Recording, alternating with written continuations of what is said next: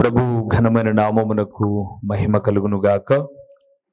మన ప్రభువును రక్షకుడునునైన యేసుక్రీస్తుల వారి ప్రశస్తమైన నామములో సర్వాధికారి అయిన దేవుడు మనకు అనుగ్రహించిన ఈ శ్రేష్టమైన శుభతరుణము కొరకై దేవాది దేవునికి మనము ఎంతగానో కృతజ్ఞతాస్తుతులు చెల్లించవలసిన వారుగా ఉన్నాం. అదే సమయంలో ఈ శ్రేష్టమైన శుభదినములో దేవుని పాద సన్నిధిని అనుభవించుటకు ఆయన పాదాల చెంత కూర్చున్న అలనాడు మరియా ధన్యురాలైనట్లుగా ఆయన పాద సన్నిధిని కూర్చున్న ఆయన ప్రియబిడ్డలైన మీ అందరికీ ప్రభు అయిన యేసుక్రీస్తు పేరిట శుభవందనములు తెలియచేయచ్చు ఉన్నాను. దేవుని వాక్యమును ప్రేమించే మిమ్మలను మీ కుటుంబములను నా ప్రభు అయిన యేసుక్రీస్తు నిండారులుగా ఆశీర్వదించునుగాక.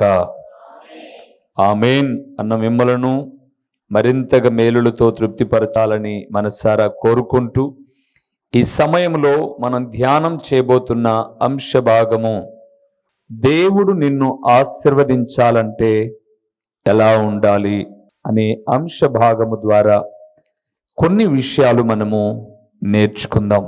ఎలా ఉంటే దేవుడు ఆశీర్వదిస్తాడు అన్న విషయాలను కొన్నింటిని మనం ధ్యానం చేద్దాం. రండి మూలవాక్యంలోనికి వెళ్దాం. రూతు గ్రంథము 2వ అధ్యాయము 4వ వచనములో 220వ పేజీలో ఒక చక్కటి మాటను పరిశుద్ధాత్ముడైన దేవుడు ఈ సమయంలో మనతో మాట్లాడనై ఉన్నాడు. 2వ అధ్యాయము 4వ వచనము. బోయాజు బెత్లెహేము నుండి వచ్చి యెహోవా మీకు తోడయుండునుగాక అని చేను కోయు వారితో చెప్పగా వారన్నారు, యెహోవా నిన్ను ఆశీర్వదించునుగాక అనిరి. చాలు ప్రభునందు ప్రియులారా, ఈ అధ్యాయము మనకు బాగా పరిచయమైనటువంటిది. ఋతు గ్రంథంలో 4 అధ్యాయాలు ఉన్నాయి. అందులో చాలా విలువైన విషయాలు, కొన్ని సంవత్సరాలకు సరిపడా దేవుని వాక్యము అందులో ఉంది. మోయాబు దేశం నుంచి నయోమి ఇద్దరు కోడళ్ళు రావాలనుకున్నారు, కానీ ఓర్పా వెనక్కి వెళ్ళిపోయింది. తన కోడలైన రూతమ్మను పిలుచుకొని బెత్లెహేము పట్టణానికి వచ్చింది. అందరూ వచ్చారు. అది యవల కోతల సమయము అని రాయబడింది. గుర్తుపట్టలేనంతగా మారిపోయింది నయోమి. దగ్గరకు వచ్చి ఈమె మన నయోమి కదూ అని అడుగుతూ ఉంటే, ఇంకెక్కడ నయోమి, నా జీవితంలో అన్ని విషాదాలే. భర్తను పోగొట్టుకున్నాను, 2 కొడుకులను పోగొట్టుకున్నాను, సమృద్ధి గల దాననే వెళ్ళాను, రిక్తురాలిగా వచ్చాను. నయోమి అనక నన్నిక మారా అని పిలవండి అని అనింది. సరే, అదంతా మనం తెలుసుకున్న వారమే, తెలిసిన వారమే. అయిపోయిన తర్వాత వారు వచ్చారు. వారికి అప్పటికే ఒక ఇల్లుంది కాబట్టి బహుశా ఇల్లంతా సర్దేసుకున్నారు. చాలా రోజులు లేరు కాబట్టి దుమ్ము దులిపేసుకొని లోపల కూర్చొని 1 రోజు 2 రోజులు అయింది. ఇప్పుడు రూతమ్మ అడిగింది, అత్తమ్మ ఇలాగ ఇంట్లో కూర్చొని ఎలాగ బ్రతుకుతాం మనం? సో నువ్వు పెద్దదానివి, నువ్వు ఇంట్లో ఉండు, నేను ఏదైనా వెళ్ళి పొలంలో పని చేసుకుంటాను అని అంటే, అమ్మ ఎక్కడికి వెళ్ళొద్దు, మనకు సమీప బంధువు ఒక ఆయన ఉన్నాడు, ఆయన పేరు బోయాజు, అతను మనకు బంధువు అవుతాడు. ఆ పొలంలోనికి వెళ్ళి వెనక రాలిపోయేటటువంటి ఆ పరిగెను ఏరుకో అని చెప్పింది. రూతు వచ్చింది. ఆ విషయాలన్నీ 2వ అధ్యాయంలో మనకు కనిపిస్తాయి. ఆమె చక్కగా ఆ పొలంలో పరిగె ఏరుకోవడానికి వచ్చింది. సహజంగా ఏదన్నా పని, మన ఇంటి పని అయినా, పొలం పని అయినా, లేదా మన వాహనము రిపేర్కి ఇచ్చినా, మీరు సాయంత్రం రాపోండి సార్, ఆ పని అయిపోతుంది అని అంటే సాయంత్రం దాకా మనం ఉండం. మధ్యలో మనం ఏం చేస్తాం? దర్శిస్తాం, విజిట్ చేస్తాం. పని ఎట్లా జరుగుతుంది, కరెక్ట్గా జరుగుతుందా లేదా అని. ఏ పనైనా సరే మనం ఒక పని వాళ్ళకి అప్పగిస్తే మధ్యలో ఎవరమో ఒకరం ఒకసారైనా వెళ్ళి ఎట్లా జరుగుతుందా అని చూస్తాం. ఇక పొలం పని అయితే యజమానులు తప్పనిసరిగా వచ్చి ఏదో ఒక వైపున నిలబడి కూర్చొని ఆ పొలం జరిగే పనులన్నిటినీ అబ్జర్వ్ చేస్తూ ఉంటారు. వీలైతే ఆ పని వాళ్ళతో పాటు తను కూడా ఒక లైన్లోకి వచ్చి వారిని ఉత్తేజపరచడానికి, ప్రోత్సహించడానికి వాళ్ళు ఏదో పని చేస్తూ ముందుకు వెళ్ళడం, ఇవన్నీ మనం పల్లెల్లో చూస్తాం. అలాగా ఆ తోట యజమానుడు లేదా పొల యజమానుడైనటువంటి బోయాజు వచ్చాడు. బోయాజు వచ్చి పని చేస్తున్న వాళ్ళను తిట్టాడా? తిట్టలా. గద్దించాడా? ఏంది మీరు పని చేసేది అన్నాడా? అని అనలా. ఆయన వచ్చేమన్నాడో చూడండి. యెహోవా మీకు తోడై ఉండునుగాక అన్నాడు. ప్రభునందు ప్రియులారా, యెహోవా మీకు తోడై ఉండునుగాక అని అనగానే వాళ్ళందరూ పని చేస్తున్న వాళ్ళు లేచి యెహోవా నిన్ను ఆశీర్వదించునుగాక అన్నారు. ఎంత బాగుందండి ఆ రెస్పాండ్ చూడండి. పనుల్లో యజమానుల మధ్య ఎప్పుడైనా దేవుడు మిమ్మల్ని ఆశీర్వదించునుగాకంటే దొరికిందిరా స్వామి అని ఆమేన్ అంటారు. నిన్ను కూడా ఆశీర్వదించునుగాకని మనసులో ఎప్పుడైనా అనుకుంటామా? మాకంత తీరిక లేదు. మమ్మల్ని దీవించావు సేవకుడిగా, చాలు, నీ దీవెనలు అట్ట సంగతి చూసుకో. కానీ ఈ పని వాళ్ళు యజమానుని మధ్య వడంబడిక చూడండి.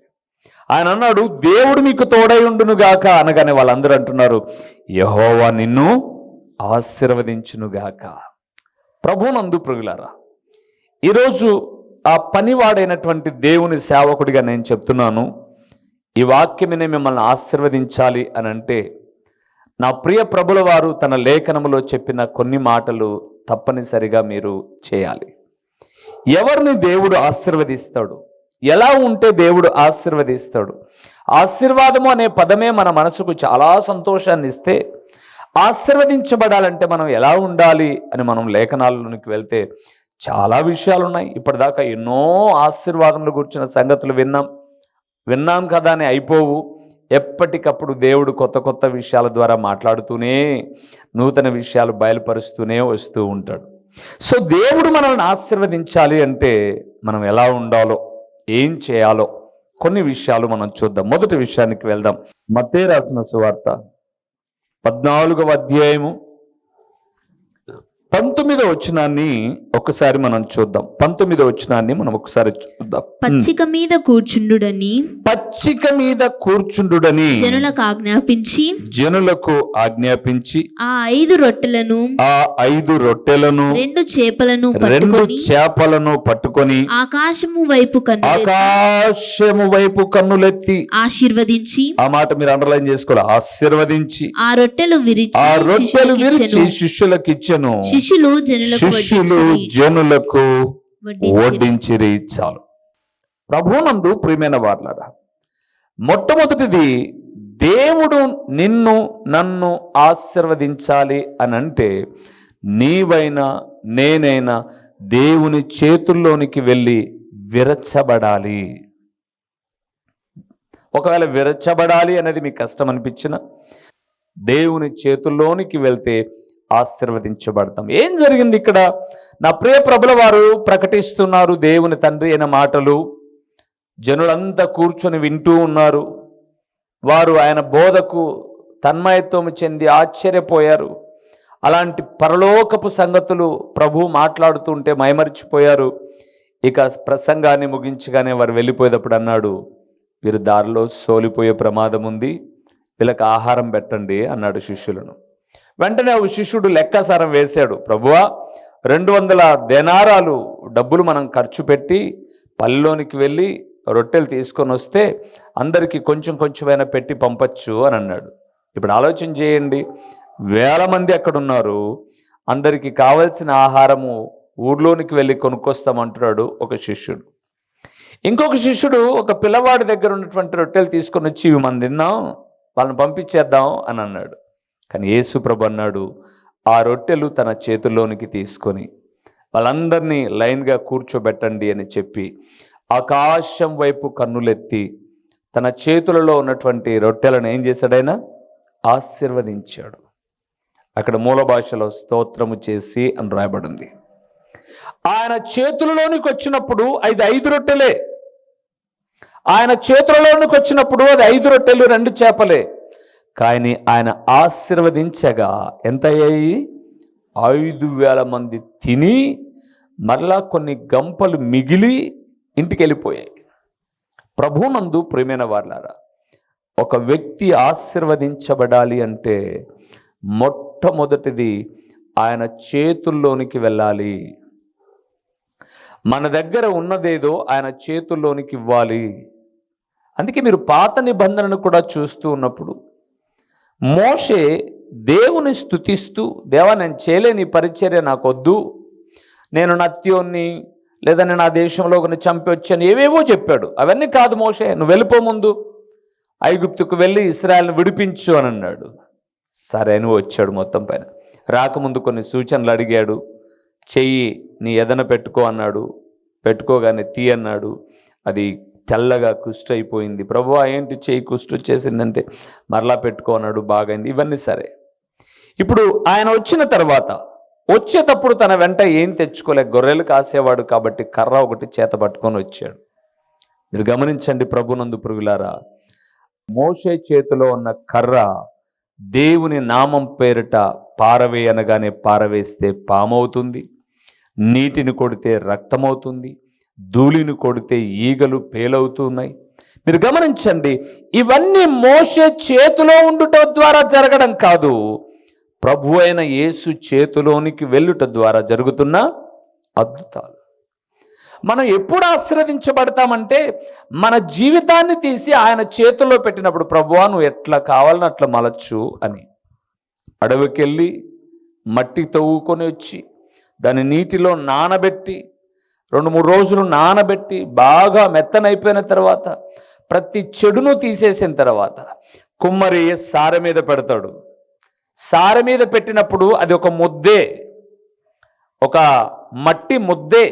ఇంత ముద్దని తీసి దాని మీద పెడతాడు. ఒకరోజు నేను ప్రత్యేకంగా చూడాలని ఎక్కడో దూరం కాదు, ప్రక్కలోనే బ్రాహ్మణపల్లి ఊర్లో ఉంటే అక్కడున్న ఒక వ్యక్తి, నేను మైన్స్లో పని చేసేటప్పుడు ప్రతిరోజు మా ఇంటికి వచ్చి క్యారీలు తెచ్చేవాడు అనమాట. అతను డ్యూటీకి క్యారీలు తీసుకురావడం. మేము ఉదయాన్నే డ్యూటీకి వెళ్ళిపోతాం కదా 8 గంటలకు, 11:30కి అట్లా వచ్చి ఇంటికి వచ్చి క్యారీ పిచ్చుకొని వచ్చేవాడు.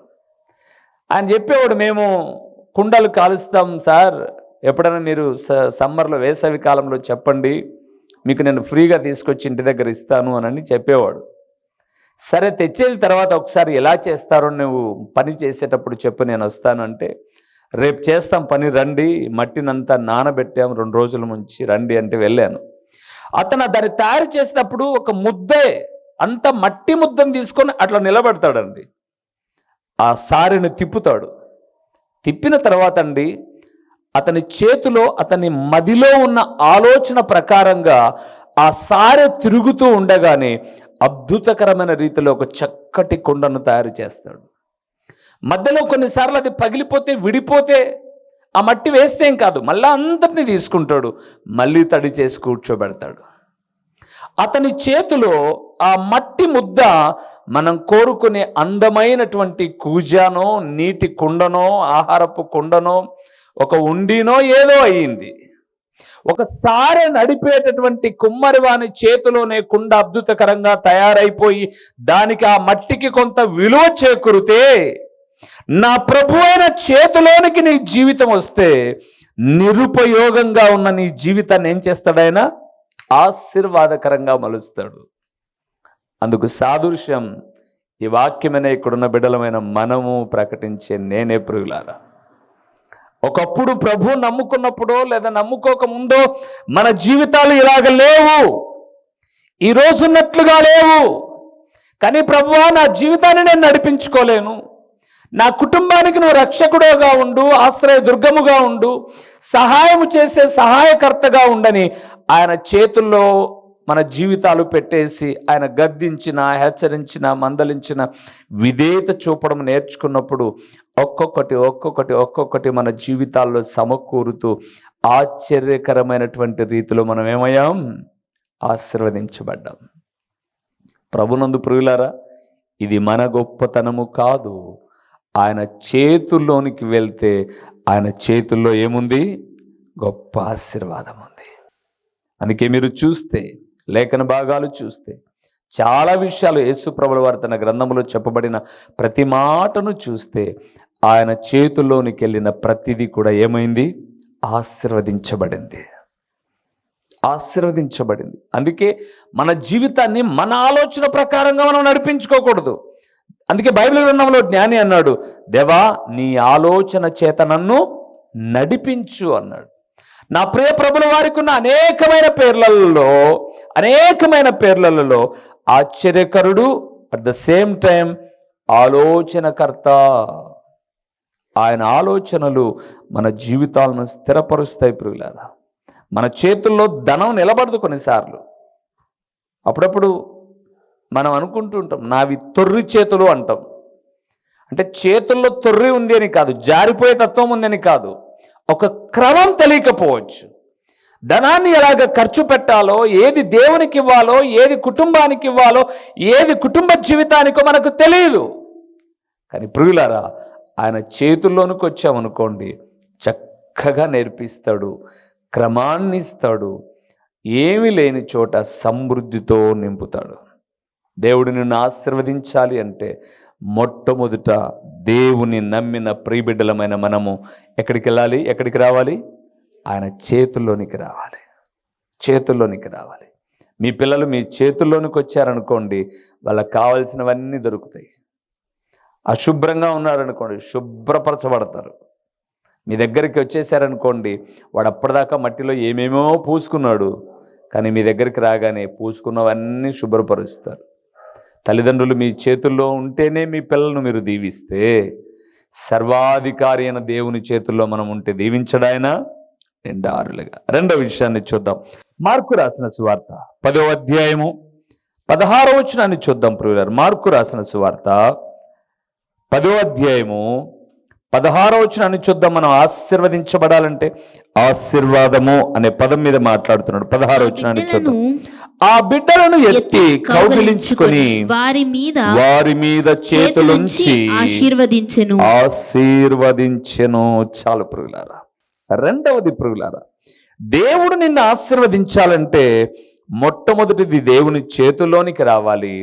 రెండవది నీవు దేవుని బిడ్డవు కావాలి, లేదా పసిపిల్ల లాంటి మనస్సును కలిగి ఉండాలి.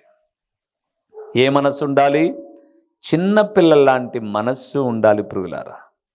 చిన్నపిల్లల లాంటి మనస్సు ఉండాలి. చిన్నపిల్లలకండి ద్వేషాలు, పగలు, ప్రతీకారాలు ఉంటాయా? ఉండవా? ఉండవాళ్ళకు.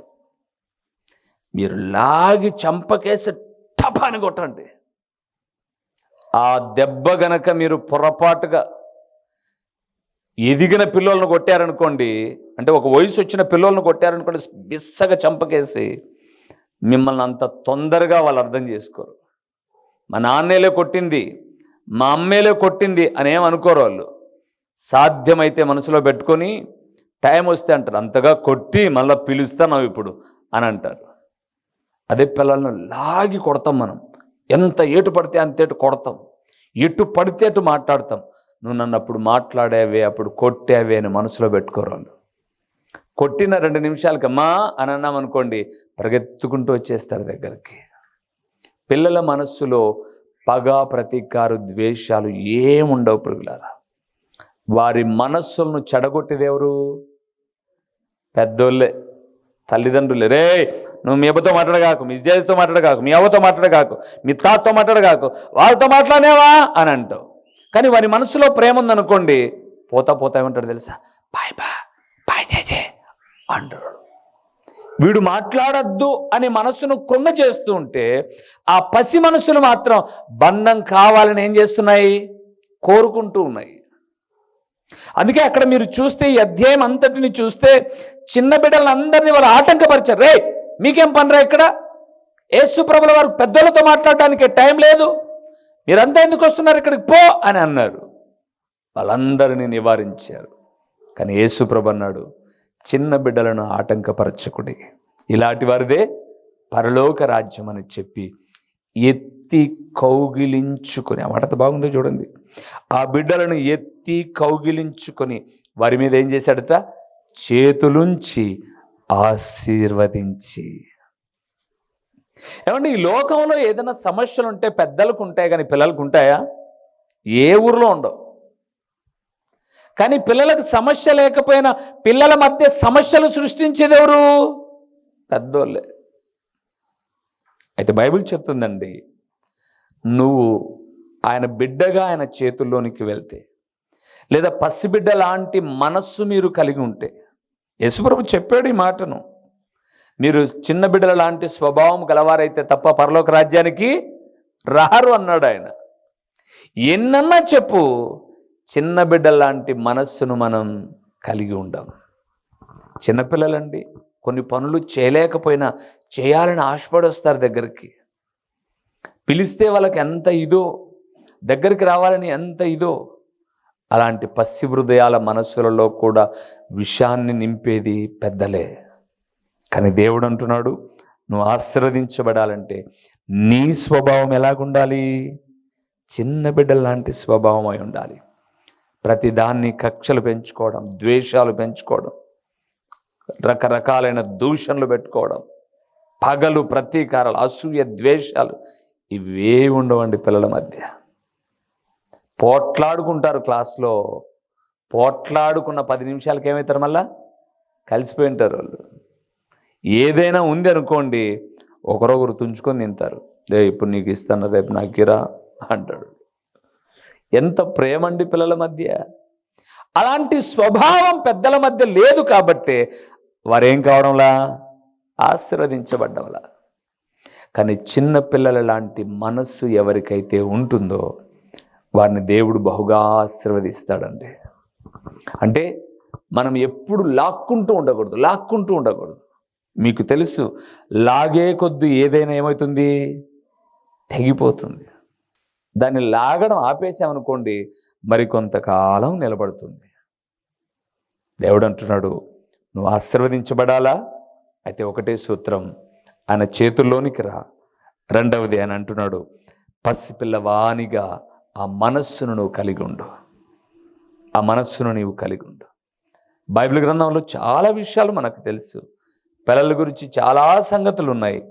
ఆ పిల్లలందరూ ఒక దినాన గొప్ప పరివార పనిచేసే సాధనమైపోయారు. సమూయేలు అంత గొప్పవాడు కావడానికి కారణం ఏంటి? పసితనములో నుంచి ఎదిగినంత వరకు కూడా ఆయన ఒక మంచి మనస్సును కలిగి ఉన్నాడు.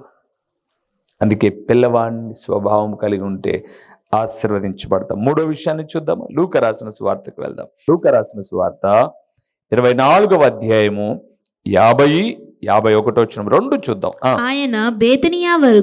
ఆయన బేతనియా వరకు వారిని తీసుకుని పోయి చేతులెత్తి వారిని ఆశీర్వదించెను.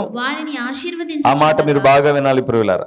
వారిని ఆశీర్వదించుచుండగా ఆయన వారిలో నుండి ప్రత్యేకింపబడి పరలోకమునకు ఆరోహణుడాయను. చాలు ప్రియులారా, నువ్వు ఆశీర్వదించబడాలి అంటే మూడవది నా ప్రియ ప్రభులు వారు చెప్తున్నారు, నీవు ఆయనను వెంబడించాలి. ఆయన అడుగుజాడల్లో నడవాలి. గుర్తుపెట్టుకోండి ప్రియులారా, మనం ప్రార్థన నేర్చుకోవాలనుకున్నాం. ఏం చేయాలి చెప్పండి? ఏం చేయాలి? ప్రార్థన వచ్చిన వాళ్ళు చేస్తా ఉంటే అనుసరించాలి, వినాలి. పాట పాడడం రావాలనుకోండి, ఏం చేయాలి? పాడేటటువంటి వాళ్ళను అనుసరించాలి. ప్రసంగికుడు కావాలనుకోండి, ప్రసంగికుడి శైలిని అనుసరించాలి. టీచర్ గారు చెప్పేటటువంటి మాటలు అనుసరిస్తే పిల్లలు ఏమవుతారు? మంచి ర్యాంకులో పాస్ అవుతారు. అలాగా దేవుడు కూడా తీసుకొని వారి మీద చేతులెత్తి వారిని ఆశీర్వదించబడిన వాళ్ళందరూ కూడా ఒక ప్రత్యేకింపబడినటువంటి వారై పరలోకమునకు ఆరోహణుడైన దేవుని అనుసరించారు. ఇది శిష్యరికాన్ని చూపిస్తుంది ప్రియులారా. శిష్యునిగా మారిపోవాలి. మనం ప్రతిదీ నేర్చుకోవాలి అని అంటే గద్దింపునైనా, హెచ్చరికలనైనా, మందలింపులనైనా ప్రతి వాటిని కూడా ఏం చేయాలి? స్వీకరించాలి. నేర్చుకోవాలంటే మీకు తెలుసో తెలీదో, పూర్వపు దినాల్లో కొన్ని పనులు నేర్పించే వాళ్ళు మెకానిక్ పని నేర్పించేటప్పుడు ఏం చేస్తాడో తెలుసా? వాడు పనులు నేర్చుకునేవాడు సరిగా మనసు లేకపోతే చేతిలో స్పానర్ ఉంటే స్పానర్ తీసుకొని తపాని కొడతాడు అంతే. ఇంకా నిజం. అడిగి చూడండి మీరు ఎవరినైనా. కాజాలు నేర్చుకునేటప్పుడు పక్కన చూసుకున్నాం అనుకుంటా సూత్తో గుచ్చుతారట్టనే. ప్రతి ఒక్కరూ మందలింపు, గద్దింపు, హెచ్చరింపు లేకోకుండా నేర్చుకునే వ్యక్తులుగా ఎవరు కూడా కాదు. అంతెందుకు, అమ్మ పాత్రలు తోమేదో, కసుదొబ్బేదో, వంట చేసేదో నేర్పిస్తుంది అని అనుకుందాం. ఈ బిడ్డ పరధ్యానంలో ఉంటే అమ్మ ఏం చేస్తుంది? అట్లే ఉండు అట్లే ఉండు అంటుందే. తపాను గేటు కొట్టి నేర్చుకో అని అంటుంది, నేర్చుకో అని అంటుంది. ఇన్నేళ్ళు అవుతుంది గాడిద కట్టున్న కసుదొబ్బరం రాదు, పాత్రలు కడగడం రాదు, వంట చేయడం రాదు అని ప్రతిదీ గద్దిస్తుంది. ఎందుకు? నేర్చుకోలేదు కాబట్టి. దేవుని సేవకుడు కూడా వాక్యము విని నిర్లక్ష్యముతో ఆధ్యాత్మిక పరిపక్వతలోనికి రాకపోతే, నేర్చుకోకపోతే సేవకుడు కూడా ఏం చేస్తాడు? గద్దిస్తాడు. ఇప్పుడు అమ్మ మీదకి తిరగబడరు, స్పానర్ ఇసురుని మీదకి తిరగబడరు. మేలు కోరి గొప్ప ఆశీర్వాదములకు వారసుడుగా తయారు కావడానికి తన శిష్యులుగా తయారు చేస్తున్న దేవుని సేవకుల మీద మాత్రం తిరగబడేస్తారు. కానీ యేసు ప్రభుల వారి శిష్యులండి, యేసు ప్రభుల వారి మీదికి ఎప్పుడు తిరగబల్ల. పేతురును ఒకసారి అన్నాడు సైతాన్ అన్నాడు. అన్నాడా? నేనంటున్నానా? సాతానా నా వెనక్కి పో అన్నాడు. యూదాన్ అన్నాడు వీడు పుట్టకుండా చిన్నప్పుడే చచ్చింటే బాగుండు అన్నాడు. ఆయన గద్దింపును స్వీకరించి నేర్చుకున్న ప్రతి ఒక్కరూ భూమిని తలకిందులు చేశారు. ఈరోజు ఈ మాట వింటున్న దేవుని కుమారుడా, నువ్వు ఆశీర్వదించబడాలంటే దేవుని చేతుల్లోనికి నువ్వు రావాలి. పసిపిల్లవాని స్వభావాన్ని నువ్వు కలిగి ఉండాలి. మూడవదిగా శిష్యుడవుగా, శిష్యురాలువుగా ఆయన బోధనను ఏం చేయాలి? నేర్చుకోవాలి. కాబట్టి ఆశీర్వదించబడ్డానికి ఇటు లక్షణాలను కలిగి ఉందాం. దేవుడిచ్చే మెండైన దీవెనలు పొందుకుందాం. తలలు ఉంచుదాం, కళ్ళు మూసి ప్రార్థన చేద్దాం. మహిమా స్వరూపివైన మా ప్రియమైన పరలోకపు తండ్రి, మహోన్నతుడైన దేవా, మీ ఘననామమునకు స్తోత్రములు చెల్లిస్తూ ఉన్నాము నాయనా, స్తోత్రములు చెల్లిస్తూ ఉన్నాం. మీరు ఎవరిని ఆశీర్వదిస్తారో, ఏ లక్షణములు కలిగిన వారిని దీవిస్తారో మీ లేఖనాలలో నుంచి కొన్ని మాటలు మేము చూసాం నాయనా. ఆ మాటలు, ఆ లేఖనాల్లో రాయబడిన సంగతులన్నీ కూడా నిజమైనవి, ఆశీర్వాదములు అందులో కలిగి ఉన్నవి. ఇప్పటికి మేము ఆశీర్వదించబడినది కొంత మీ చేతుల్లోనికి వచ్చినందుకే, కొంత మా స్వభావాలు మారినందుకే, కొంత మీ అడుగుజాడలలో నడుస్తున్నందుకే. మరి పూర్తిగా మమ్మల్ని మేము మీకు సమర్పించుకోగలిగితే మీరిచ్చే ఆశీర్వాదములు వెలకట్టలేనివి నాయనా. ఈ వాక్యం విన్న మా ప్రియులందరినీ కూడా ఇటు ఆశీర్వాదములతో మీరు నింపండి. ప్రకటించిన ఈ పరలోకపు సంగతులు వ్యర్థముగా పోకుండా సారవంతమైన నేలను పడిన విత్తనము వలె 30 60 100 ఫలింపచేసి మీ ఘననామానికి మహిమ ఘనత ప్రభావాలు మీరు కలుగు చేసుకునమని మా ప్రభువును, మీ ప్రియ కుమారుడును, మా ప్రాణనాథుడు, విమోచకుడు అయిన యేసుక్రీస్తుల వారి యొక్క ప్రశస్తమైన నామములో దీన మనస్సుతో అడిగి పొందియున్నాము తండ్రి, ఆమేన్. మా చిరునామా దైవజనులు బ్రదర్ ఓ రూబేన్ గారు, క్రీస్తు ప్రార్థనా మందిరం, డోర్ నెంబర్ 1-10-386, నగరిగుట్ట, పులివెందుల, కడప జిల్లా. మీ ప్రార్థనా అవసరాల కొరకై సెల్ నంబర్ 9989067409.